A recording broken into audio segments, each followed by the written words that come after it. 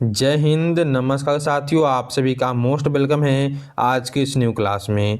साथियों, आज की इस क्लास में हम लोग जो हैं पढ़ने वाले हैं पॉकेट जीके के क्लास 3। इससे पहले हम लोगों ने जो है क्लास 1 और 2 को देख लिया है, जो आपको इसी चैनल पे प्लेलिस्ट में मिल जाएंगे।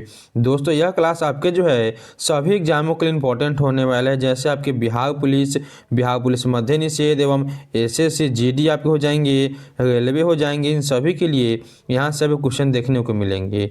तो इस क्लास में हम लोग जो है 50 MCQ पढ़ेंगे और ऐसे ही करके आपको हम लुसेंट का टोटल जो है आपके 500 प्लस क्वेश्चन करवा देंगे, जहाँ से आपके एग्जाम में कोई भी क्वेश्चन नहीं छूटेंगे। तो ऐसे क्लास करने के लिए आप लोग जो है चैनल को सब्सक्राइब करके और वीडियो को लाइक कर दीजिएगा, ताकि आने वाले जो है डेली के क्लास का वीडियो आपके पास सबसे पहले पहुँचे और आप उसे देख कर जो है अपनी तैयारी दोस्तों अच्छा से अच्छा कर सके। तो चलिए दोस्तों, हम लोग जो है करते हैं क्लास को स्टार्ट और आप लोग जो है सभी क्वेश्चन को बहुत ही अच्छे से पढ़िएगा। चलिए देखिए, आज के पहले नंबर प्रश्न को आप लोग यहाँ पे सर्वाधिक प्राचीन अभिलेख मध्य एशिया के किस स्थान से मिला है? यह कहाँ से मिले हैं? तो बोगज कोई से मिले हैं। ये ऑप्शन आप लोग जो है यहाँ पे सही कीजिएगा दोस्तों। चलिए हम लोग अगले नंबर प्रश्न को देखते हैं।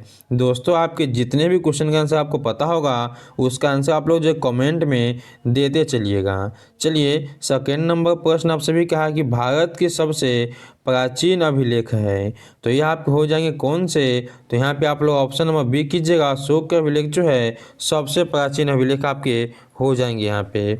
चलिए दोस्तों, हम लोग जो है अब देखते हैं अगले नंबर प्रश्न को। अगला आप सभी के यहाँ पे है कि भारत में सबसे प्राचीन अशोक के अभिलेख कितना वर्ष पूर्व है? तो कितने वर्ष पूर्व जो अशोक के अभिलेख मिले हैं? तो लमसम 3 वर्ष पूर्व, यानी 300 वर्ष पूर्व। बी ऑप्शन को दोस्तों आप लोग यहाँ पे जो है सही कीजिएगा। आपका बी ऑप्शन हो जाएगा बिल्कुल ही सही। चलिए देखिए अगले नंबर प्रश्न का आप लोग यहाँ पे जूनागढ़ अभिलेख का संबंध है। जूनागढ़ अभिलेख का संबंध किससे है? ये आपके हो जाएंगे रुद्रदामन से। यहाँ पे आप लोग ए ऑप्शन को जो है सही कीजिएगा। समुद्रगुप्त को जो है भारत का नेपोलियन कहा जाता है, इसे भी आप लोग जो है अच्छे से याद कीजिएगा। चलिए हम लोग देखते हैं अगले नंबर प्रश्न को। अगला नंबर प्रश्न आप सभी के यहाँ पे है, दुर्भिक्ष शब्द का प्रयोग किस अभिलेख में मिलता है? इसका उपयोग आपके मिल जाएंगे कौन से अभिलेख में? तो सौगौरा अभिलेख में। सौगौरा अभिलेख में मिल जाएंगे। ये ऑप्शन को दोस्तों आप लोग यहाँ पे सही कीजिएगा। चलिए देखिए अगले नंबर प्रश्न को आप लोग यहाँ पे कुरान का धार्मिक कानून क्या है? दोस्तों, काफ़ी महत्वपूर्ण क्लास आपके लिए है और क्वेश्चन भी आपका मोस्ट इंपॉर्टेंट होंगे। तो प्लीज़ आप लोग वीडियो को स्किप मत कीजिएगा और अच्छे से आप क्लास कीजिएगा। कुरान का धार्मिक कानून क्या आपको हो जाएंगे? तो ये आपको हो जाएंगे जवाबित। ये ऑप्शन को आप लोग यहाँ पे सही कीजिएगा। चलिए हम लोग देखते हैं अगले नंबर प्रश्न को। अगला नंबर प्रश्न आप सभी के यहाँ पे क्या हो जाएगा? तो प्रश्न आप सभी के यहाँ पे है, मदीना के कुरैश तथा मुस्लिमों के बीच कितने युद्ध हुए? कितने युद्ध हुए थे? यहाँ पे आपको हो जाएंगे टोटल 3 युद्ध हुए। ये ऑप्शन को दोस्तों आप लोग यहाँ पे लॉक कीजिएगा। ये ऑप्शन आपका हो जाएगा सही। चलिए देखिए अगले नंबर प्रश्न को आप लोग यहाँ पे 711 ईस्वी में अरबों का आक्रमण किसके नेतृत्व में हुआ? अरबों का आक्रमण इस समय आपके जो है उबैदुल्लाह और आपके बुदैला के, यानी दोनों के ही शासनकाल में होते हैं। यहाँ पे आप लोग सी ऑप्शन को कीजिएगा सही। ए और बी आपका दोनों ही सही हो जाएगा। चलिए अब देखिए अगले नंबर प्रश्न को आप लोग यहाँ पे, मोहम्मद बिन कासिम ने किस रास्ते स्थल मार्ग से भारत पहुंचा? यानी कौन से रास्ते जो है आपके मोहम्मद बिन कासिम भारत पहुंचे थे? ये आपके हो जाएंगे। ये ऑप्शन आपके सही, मकराना के रास्ते। ये ऑप्शन आप लोगों का यहाँ पे दोस्तों बिल्कुल ही सही हो जाएगा। चलिए देखिए अगले नंबर प्रश्न को आप लोग यहाँ पे, राजा हरित की पुत्री का नाम क्या था जिसे कासिम ने ब्राह्मणवाद से पकड़ा था? पुत्री का नाम आपका क्या हो जाएगा यहाँ पे? तो सूर्य देवी और परिमल देवी, ये ऑप्शन आपके यहाँ पे हो जाएंगे दोस्तों बिल्कुल ही सही। चलिए देखिए अगले नंबर प्रश्न को दोस्तों। अगला नंबर प्रश्न आप सभी के यहाँ पे है, मोहम्मद बिन कासिम की मृत्यु कब हुई? तो इनकी मृत्यु हो जाती है कब? 715 ईस्वी में। यहाँ पे आप सभी का जो है सी ऑप्शन हो जाएगा बिल्कुल ही सही। चलिए देखिए अगले नंबर प्रश्न को आप लोग यहाँ पे, गजनी वंश की स्थापना किसने की थी? किसने किया था गजनी वंश की स्थापना? यह करने वाले पे कौन हो जाएंगे? तो सुबुक्तुगिन हो जाएंगे आपके यहाँ पे। ऑप्शन नंबर बी सही कीजिएगा, सुबुक्तगिन। चलिए दोस्तों देखिए अगले नंबर प्रश्न का आप लोग। अगला आप सभी के यहाँ पे है, गजनी वंश को जाना जाता है, गजनी वंश को और किस नाम से जाना जाता है? तो यामनी वंश के नाम से। यहाँ पे आप लोग जो है बी ऑप्शन को सही कीजिएगा। चलिए दोस्तों हम लोग जो है देखते हैं अगले नंबर प्रश्न को। अगला आप सभी के यहाँ पे है, बहादुर शाह का पूर्ण नाम क्या है? बहादुर शाह का जो है पूर्ण नाम पूछा गया हमसे। तो यहाँ पे क्या आपको हो जाएंगे? तो मुअज्जम। ये ऑप्शन को दोस्तों आप लोग यहाँ पे सही कीजिएगा। आपका ये ऑप्शन जो है बिल्कुल ही हो जाएगा सही। चलिए देखिए अगले नंबर प्रश्न को। अगला नंबर प्रश्न आप सभी का है, शाह ए बेखबर कहा जाता है? शाह ए बेखबर के नाम से किन्हें जाना जाता है? तो बहादुर शाह को। ये ऑप्शन आप लोग यहाँ पे सही कीजिएगा। दोस्तों अभी तक आप लोगों ने वीडियो को लाइक नहीं किया है तो प्लीज़ आप लोग वीडियो को लाइक कर लेंगे और न्यू जितने बच्चे हैं वह चैनल को सब्सक्राइब कर लेंगे, क्योंकि ऐसे आपके जो क्लास हैं जो आपके एग्ज़ाम के लिए इंपॉर्टेंट होते हैं आपको डेली ही इसी चैनल पे देखने को मिलते हैं दोस्तों। तो यह चैनल आपके लिए काफ़ी महत्वपूर्ण है, इसे आप लोग सब्सक्राइब कर लेंगे।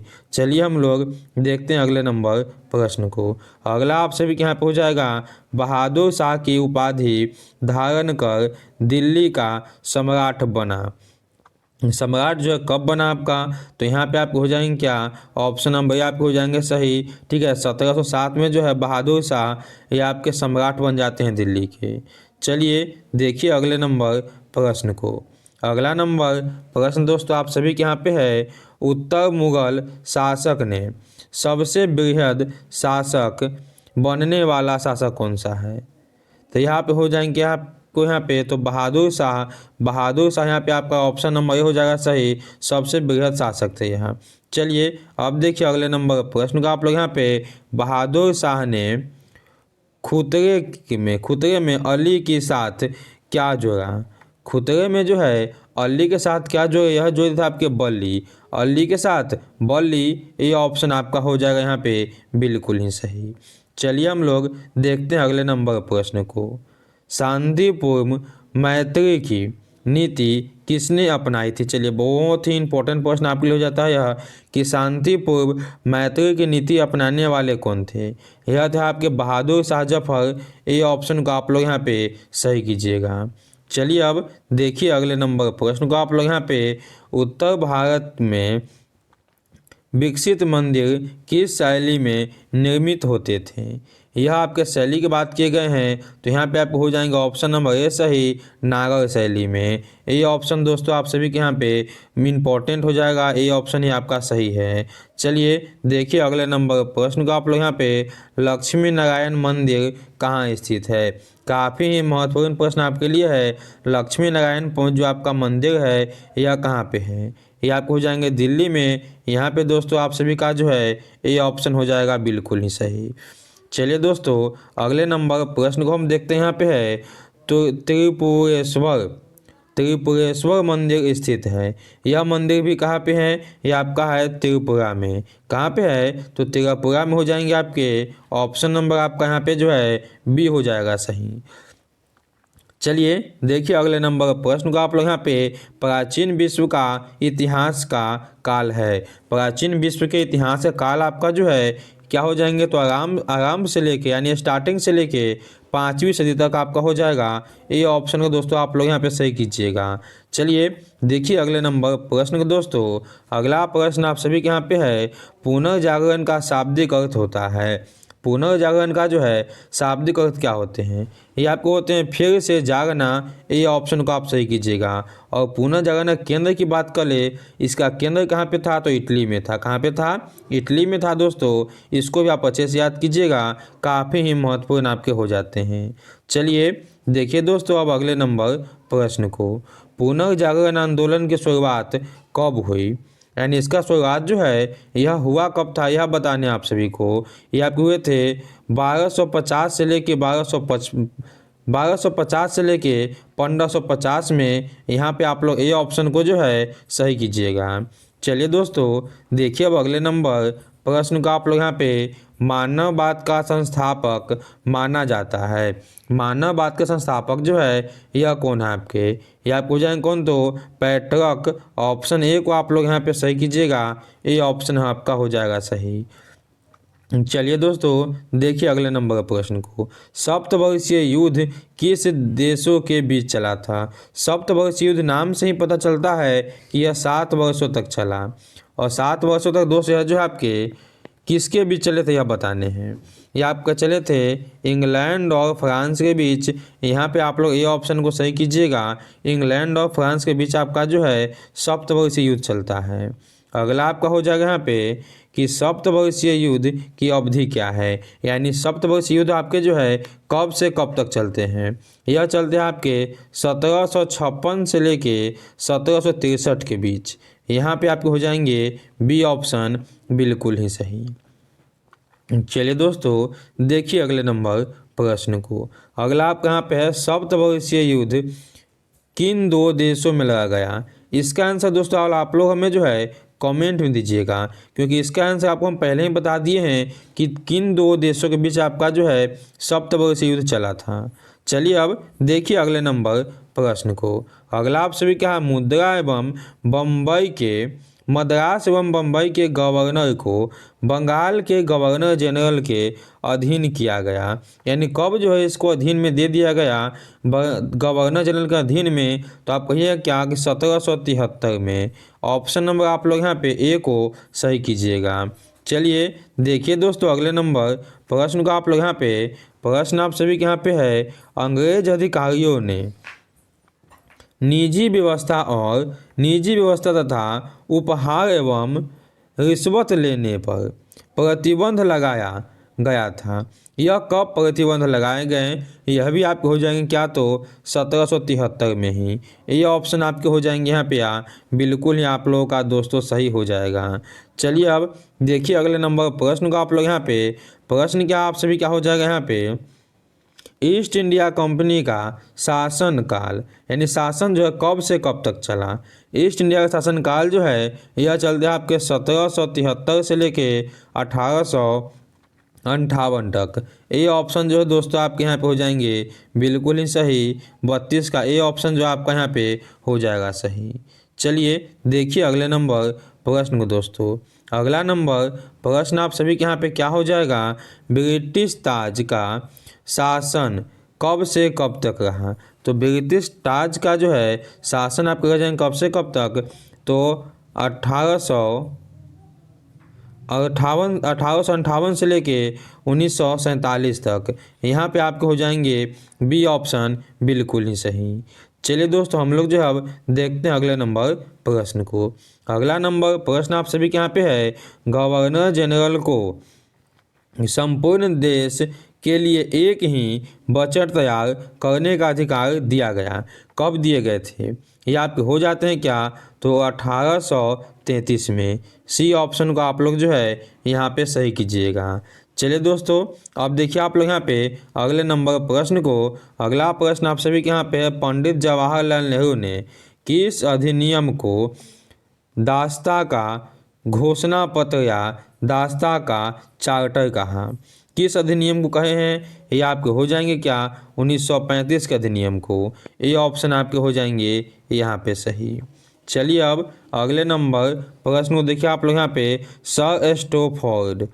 सर स्टैफोर्ड की अध्यक्षता में क्रिप्स प्रस्ताव कब भेजा? सर स्टैफोर्ड की अध्यक्षता में जो है क्रिप्स प्रस्ताव का कब भेजा गया था? यह आपको हो जाएगा 1942 में। क्यूब्स मिशन की यह भेजे गए थे। ऑप्शन नंबर आपके यहाँ पे हो जाएंगे बी, बिल्कुल ही सही। अगला शब्द देखिए आप लोग यहाँ पे, अगला क्वेश्चन आपके लिए इम्पोर्टेंट है। भूगोल शब्द का उपयोग सर्वप्रथम किसने किया? भूगोल शब्द की बात जब भी करें आपसे तो आप लोग जो है हेरोडोटस को लगाइएगा, हेरोडोटस नहीं, एराथोस्थनीज को। किसे लगाइएगा आप लोग? एराथोस्थनीज आपके यहाँ पे जो है बिल्कुल हो जाएंगे सही, एराथोस्थनीज। लेकिन भूगोल शब्द के, भूगोल के जनक है आपसे, जनक की बात कर ले आपसे तो जनक आपके कौन हो जाएंगे? तो हिकाइटियस हो जाएंगे। दोनों ही क्वेश्चन आप लोग याद कीजिएगा, आपके लिए इंपॉर्टेंट क्वेश्चन है दोस्तों। चलिए देखिए अब अगले नंबर प्रश्न को। अगला नंबर प्रश्न आप सभी के यहाँ पे क्या हो जाएगा कि भूगोल पृथ्वी की झलक को स्वर्ण में दिखने वाला आभान्य विज्ञान है। आभाम्य विज्ञान है, यह किसने कहा? यानी भूगोल पृथ्वी की झलक को स्वर्ग में देखने वाला आभान्य विज्ञान है, ऐसा कहने वाला आपके जो है टॉलमी है। कौन है? टॉलमी है। सी ऑप्शन दोस्तों आप लोग यहाँ पे सही कीजिएगा। अगला देखिए आप लोग यहाँ पे 40 नंबर प्रश्न, भूगोल के पिता कौन कहा जाता है या कौन है, यह आपसे पूछा गया है। तो भूगोल के पिता कौन आपके हो जाएंगे? हिकाइटियस हो जाएंगे। यहाँ पे आप लोग दोस्तों ये ऑप्शन को सही कीजिएगा। दोस्तों फिर से आपको हम बोले, अभी तक आप लोगों ने वीडियो को लाइक नहीं किया तो प्लीज़ आप लोग वीडियो को लाइक कर दीजिए, और न्यू हैं तो सब्सक्राइब फटाफट से कर लीजिए, क्योंकि ऐसे क्लास आपको डेली मिलेंगे। डेली 8 बजे आपके जो है इसके क्लास को मिलते हैं क्लास, तो इसे आप लोग डेली कीजिएगा। चलिए हम लोग अब देखते हैं अगले नंबर प्रश्न को। अगला आपका यहाँ पे है कि भारत का क्षेत्रफल होता है, यानी भारत का क्षेत्रफल पूछा गया कितना है। ये आपके हो जाएंगे कितने? तो 3,87,000 या 32,87,263 वर्ग किलोमीटर। यहाँ पे आप लोग जो है ऑप्शन नंबर को ए को लॉक कीजिएगा, ठीक है ना। 32,87,263 वर्ग किलोमीटर आपके हो जाएंगे भारत का क्षेत्रफल, जो पूरे विश्व का जो है 2.4% हो जाएंगे, ठीक है, पूरे विश्व का। अब देखिए दोस्तों अगले नंबर प्रश्न को। अगला प्रश्न आप सभी के यहाँ पे है कि भारत का क्षेत्रफल की दृष्टि से विश्व में स्थान है। तो विश्व में स्थान जो है भारत का हो जाएगा 7वां स्थान। यहाँ पे आप लोग ए ऑप्शन को सही कीजिएगा। चलिए हम लोग देखते हैं अगले नंबर प्रश्न को। अगला नंबर प्रश्न आप सभी का है, अर्थशास्त्र विकास का शास्त्र है, किसने कहा? जो आपका अर्थशास्त्र है यह विकास का शास्त्र है, ऐसा कहने वाला पे कौन है? तो ये आपको हो जाएंगे क्या? सैमुअल्स हो जाएंगे। ये ऑप्शन को आप लोग यहाँ पे लॉक कीजिएगा, ये ऑप्शन आपका हो जाएगा सही। चलिए अब देखिए अगले नंबर प्रश्न को आप लोग यहाँ पे, अर्थशास्त्र को धन का विज्ञान किसने कहा? अर्थशास्त्र को धन का विज्ञान कहने वाला हो जाएंगे यहाँ पे एडम स्मिथ, ठीक है ना। यहाँ पे आप लोग ए बी ऑप्शन सही कीजिएगा, एडम स्मिथ हो जाएंगे। चलिए देखिए दोस्तों अगले नंबर प्रश्न को। अगला आप सभी के यहाँ पे है, मूल मात्रकों की संख्या एसआई पद्धति में कितनी है? एसआई पद्धति में आपके जो है कितने हो जाएंगे दोस्तों, यह बताने हैं आपको। यहाँ पे आपको हो जाएंगे 3। ऑप्शन नंबर आप लोग यहाँ पे जो है बी को सही कीजिएगा, 3 नहीं 7। एसआई पद्धति में आपके 7 हो जाएंगे। यहाँ पे ऑप्शन नंबर आप लोग यहाँ पे सी कीजिएगा। चलिए अब देखिए अगले नंबर प्रश्न को। अगला नंबर प्रश्न आप सभी के यहाँ पे क्या होगा? संपूर्ण, यानी आप कह सकते हैं संपूरक मात्रक की संख्या कितनी है? तो संपूरक मात्रक की संख्या जो है 2 होते हैं। ये ऑप्शन को आप लोग यहाँ पे दोस्तों सही कीजिएगा। चलिए हम लोग देखते हैं अगले नंबर प्रश्न को। अगला आप सभी के यहाँ पे है, मात्रकों की कितनी प्रणाली है? तो मात्रकों की जो आपके 3 प्रणाली विकसित किए गए हैं। ये ऑप्शन आपके हो जाएंगे यहाँ पे बिल्कुल ही सही दोस्तों। अब देखिए अगले नंबर प्रश्न का आप लोग यहाँ पे, पदार्थ की परिमाण का मात्रक है। तो पदार्थ की परिमाण का मात्रक जो आपके हो जाएंगे एसआई मात्रक, वो आपके होते हैं मोल। यहाँ पे आप लोग जो है ए ऑप्शन को दोस्तों सही कीजिएगा, ये ऑप्शन आपका हो जाएगा बिल्कुल ही सही।